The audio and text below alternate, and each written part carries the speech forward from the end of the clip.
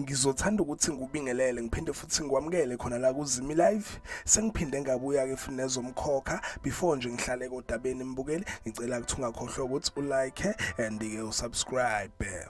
Namhlanje ngikuphatheleke indaba ethinta umlingisi womkhokha uSiphelele Luthuli odlala ke indawo kaNokubonga kuona kumkhokha. Sekuphindeke la kwavela ke indaba ezibhlungu kubikwa ukuthi ke uNokubonga uyashiya ke lapha kumkhokha. Kuvela ukuthi ke uNokubonga ungomunye ke wabalingisi abahambayo lapha ku season 2 wawo kumkhokha. Ngangivezile ke mbukeli emavikini adlula ukuthi ke ukhulekano nomkhosi naye ke lapha unobuntu nabo ke futhi bayashiya kuona ku season 2 wawo kumkhokha. Indaba ke lezi ezithusayo futhi emangazayo ukuthi ke abalingisi abawu4 bonke bayahamba ke lapha kumkhokha. And indaba yakhe kuNokubonga ivezwe ke imithombo ethembakele ukuthi ke uyahamba lapha kumkhokha. Abavezanga ukuthi kahlahle isiphi isizathu esimenza ukuthi ke shiye lapha kumkhokha, kodwa ke mbukeli ngiyobuya mase khona okuvelile ngayo ke indaba yakhe uNokubonga kanye ke nalababanye abalingisi.